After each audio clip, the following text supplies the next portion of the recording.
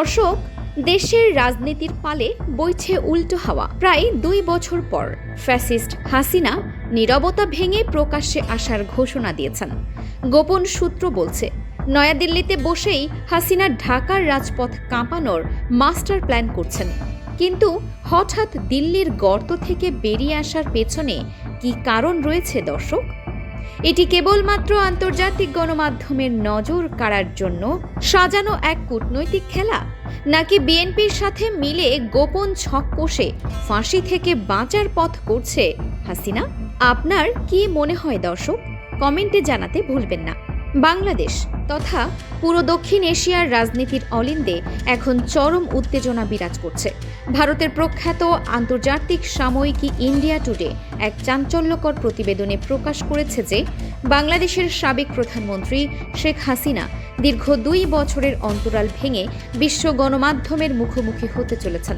2024 সালের 5 আগস্ট ছাত্র জনতার নজিরবিহীন আন্দোলন আর অভূতপূর্ব অভিমুখে লং মার্চের মুখে টানা 15 বছরের ক্ষমতার মসনদ ছেড়ে তড়িঘড়ি করে ঢাকা থেকে ভারতে পাড়ি জমিয়েছিলেন তিনি।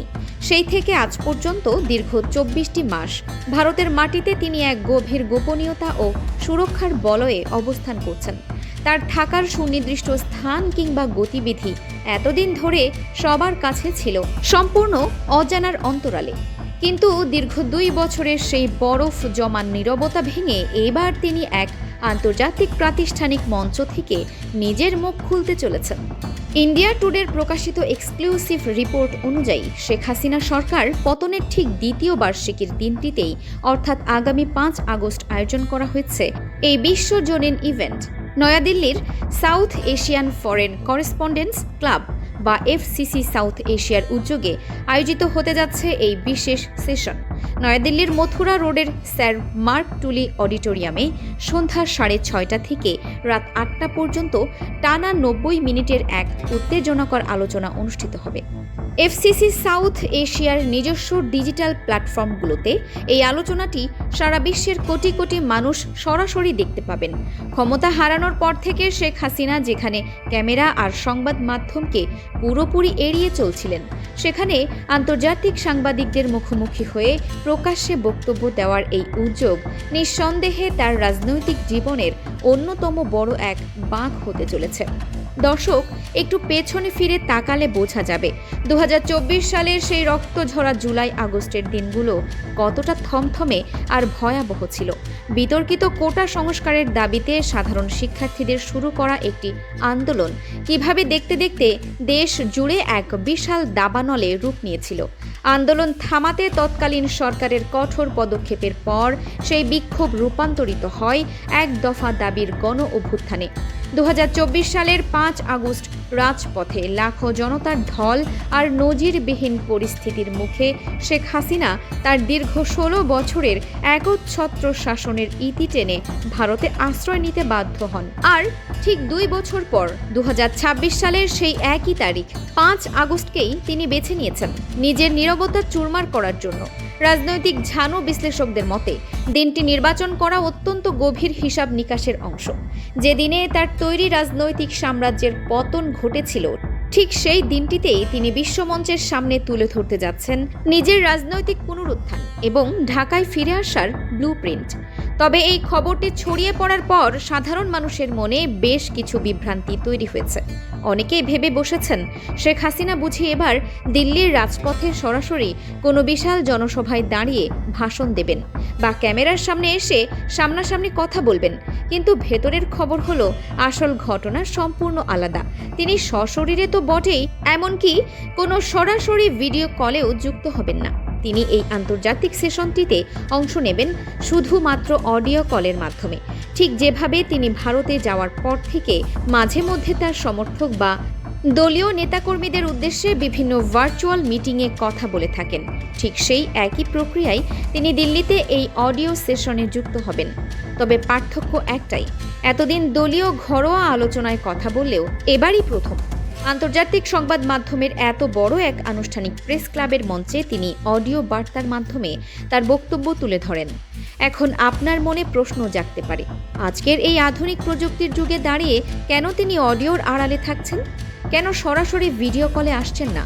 এর পেছনে রয়েছে অত্যন্ত চতুর কৌশল এবং নিচ্ছিদ্র নিরাপত্তা ব্যবস্থা। আজকের দিনে এআই এবং আধুনিক স্যাটেলাইট প্রযুক্তি এতটাই এগিয়ে গেছে যে কেউ যদি লাইভ ভিডিওতে কোনো স্থান থেকে যুক্ত হন, তবে সেই ভিডিওর পেছনের দেয়াল, আলোর গতি, ঘরের গঠন কিংবা ব্যক্তির চোখের রেটিনা বিশ্লেষণ করেই কয়েক মুহূর্তের মধ্যেই পৃথিবীর যে কোনো প্রান্ত থেকে তার সুনির্দিষ্ট ভৌগোলিক অবস্থান বের করে ফেলা সম্ভব। গোয়েন্দা বিশেষজ্ঞদের মতে শেখ হাসিনার অবস্থান জনসমক্ষে প্রকাশ হওয়ার মতো পরিস্থিতি এখনও তৈরি হয়নি। যদি কোনোভাবে তার আসল আস্তানা চিহ্নিত হয়ে যায়, তবে আন্তর্জাতিক কূটনৈতিক চাপ ও নিরাপত্তার অনিশ্চয়তায় তার পরবর্তী রাজনৈতিক পদক্ষেপ ভেস্তে যেতে পারে। আর সে কারণেই নিচ্ছিদ্র নিরাপত্তা বজায় রেখে শুধুমাত্র অডিওর মাধ্যমে নিজের বার্তা পৌঁছে দেওয়ার কৌশল নেওয়া হয়েছে। তবে সবচেয়ে চমকপ্রদ তথ্য হলো, দিল্লির এই বিশেষ ভার্চুয়াল ইভেন্টে কিন্তু কেবল শেখ হাসিনা একা থাকছেন না। তার এই অডিও প্ল্যাটফর্মে একাত্তা হচ্ছেন সাবেক সরকারের বেশ কয়েকজন হেভিওয়েট রাজনৈতিক, কূটনৈতিক এবং বিশিষ্ট ব্যক্তিত্বরা। আমন্ত্রিতদের তালিকার দিকে চোখ বুলালেই তা স্পষ্ট হয়ে ওঠে। সেখানে থাকছেন শেখ হাসিনার পুত্র ও সাবেক আইসিটি উপদেষ্টা সজীব ওয়াজেদ জয়, সাবেক শিক্ষামন্ত্রী মহিবুল হাসান চৌধুরী নওফেল এবং সাবেক তথ্য প্রতিমন্ত্রী মোহাম্মদ এ আরাফাত।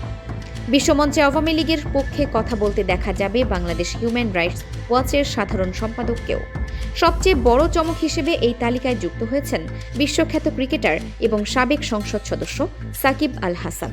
এছাড়া সাবেক কূটনীতিক ও নিরাপত্তা বিশ্লেষক আমিনুল হক পলাশ, সন্ত্রাসবাদ বিরোধী বিশেষজ্ঞ আবু ওবায়দা আরিন এবং আন্তর্জাতিক মানবাধিকার কর্মী শাহ মোহাম্মদ বখতিয়ার এতে অংশ নেবেন। আর পুরো অনুষ্ঠানটির সভাপতিত্ব করবেন এফসিসি সাউথ এশিয়ার সম্মানীয় সভাপতি ডক্টর ওয়াইল আওয়াদ।